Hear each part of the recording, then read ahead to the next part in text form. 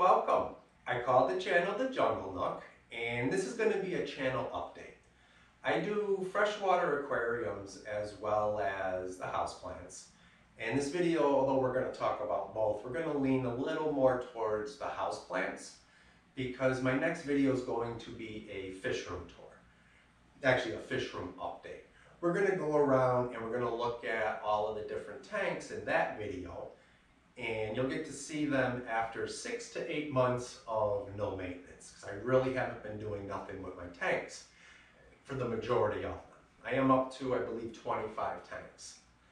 And we're going to look at each tank, we'll talk about it, I'll get you guys up to date with what's going on with each tank.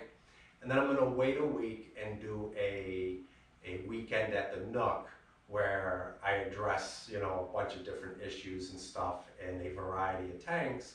And I'm going to wait a week so that I have time for feedback through the comments to get some insight from you guys, see what you guys might like to see me do with the tanks, or maybe there's something that I'm overlooking or not aware of that you can help me out with.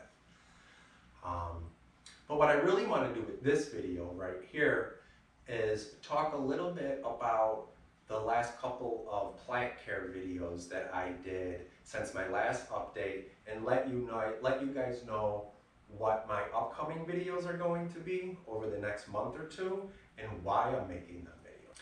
And if you've been following along, you'll know that the videos with the plant care, I'm trying to put these videos together in such a way where I'm presenting the topics in a certain order and talking about the actual care that the plants need in a way in which I wish I had received the information when I was first starting out.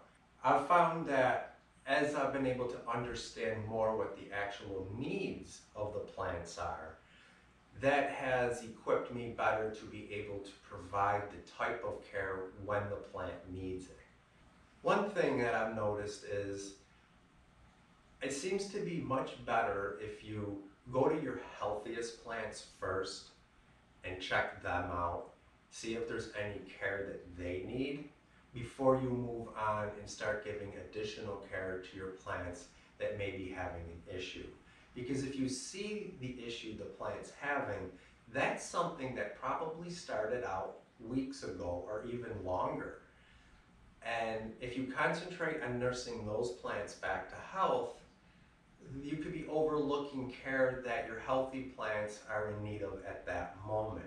So I put a lot of emphasis on what the needs of the plants are and what type of care you can give the plant to meet those needs. And how all the different things we do to take care of our plants, how they actually fit together. A lot of times if there's an issue with a plant and we're providing, different types of care, there's different things you can do that overlap. We are going to go around and do a full plant room tour where you'll be able to see all the plants while I continue to talk. But one other thing is if you have a plant that's having an issue, maybe let's say insects. Let's say you got a problem with pests. I do not isolate my plants that are having issues. And I'm glad I don't. I do actually have a room that I had set up for that, but I never really used it for that, and I'm so happy I didn't. Because if you take plants that, let's say they have insects or a fungus or something, and you're moving them all into the same location, we're taking plants that are already stressed, their immune systems are probably compromised, and we're clustering them together and exposing them to other types of problems that other plants are having. Plus we could be contaminating that space so that when we move plants there later on, they're exposed to whole new threats. What I like to do is to just move a plant away, just slide it over a little bit to make sure it's not touching other plants, and deal with the issue right where it's at, and give a little extra attention to the plants around it as well.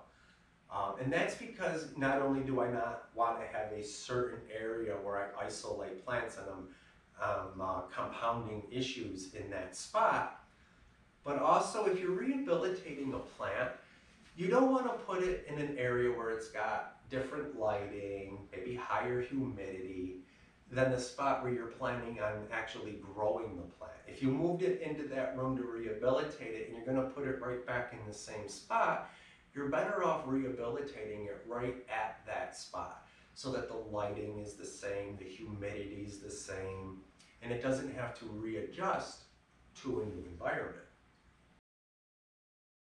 So in my last update video, I had talked about how I was trying to put together a top 10 list, and I just wasn't able to put one together that I was happy with.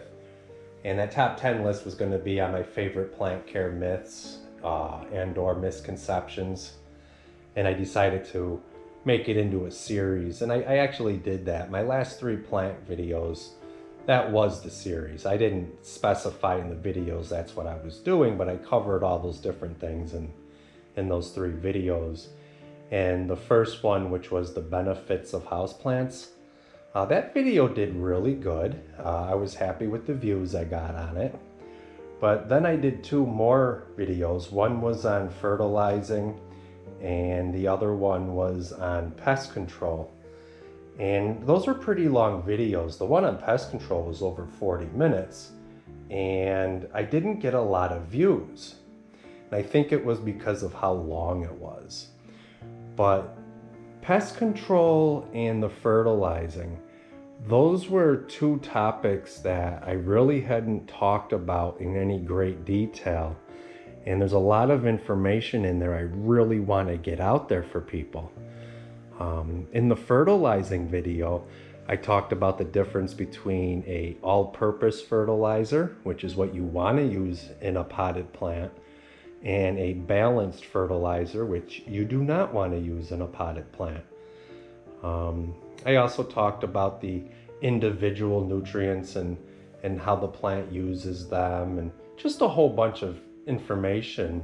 I even talked about the difference between organic soils and synthetic fertilizers and how, why, and when to use them and how to use them in conjunction, as well as if you're relying on organic potting mix or potting soil to provide the nutrients for your plants, how you have to be real careful not to use insecticides that go into the soil, and also how it's important to make sure that you keep a nice steady moisture level within the pot, because the organics that are in the soil, that's not the nutrients.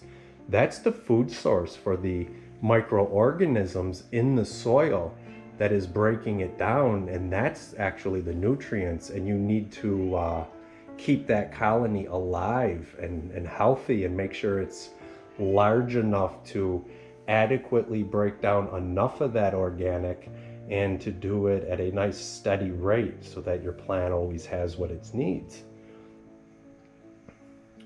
Well, I really didn't get a lot of views on that video or the one on pest control, where I talked about how the plant needs to be able to regulate its hormones and be able to produce pheromones and just a whole range of topics, and how you can actually just use water to help your plant, wiping the leaves down, or a little bit of dish soap, Dove dish soap, a couple drops in a cup of water. That's a great insecticide that's not real harsh, because insecticides, although they do what they say and they knock out the insects, they can have short-term as well as long-term problems for your plants over time. And if you don't really need to use an insecticide, you really shouldn't. I talked about how the plant is able to produce its own insecticides and fungicides and things like that, as long as you're providing them with the proper care that they need. But those videos got hardly any views at all. So what I'm going to do is I'm going to remake both of them, do a short version where I get out as much information as I can, try to do it in 10 minutes, and let people know that I do have a longer version, a longer video, where I get into greater detail and really explain all the reasons why we should be doing or not doing the things that we are with our plants regarding fertilization and pest control. So you will be seeing those two videos, and that's the reason why you're going to be seeing, you know, two new videos with the same topics. And like I said, I'm going to do a fish room update and then a weekend at the Nook, where in the weekend at the Nook we'll be cleaning up a bunch of different tanks. And I'm also, because where I live in the United States, spring's coming, and a lot of people may be getting new plants, they may be up-potting, repotting their plants. So I'm going to do another video here, and it's going to be on drainage, and also providing real nutritious organic materials. And you know, I'm going to show how you can make the soil differently depending on how frequently you're planning on water your plants. I water my plants almost every day. Some people water them several times a week. There's others that may only water their plants, you know, a couple times a month. And you can prepare your soil differently depending on how frequently you're actually going to be watering your plant.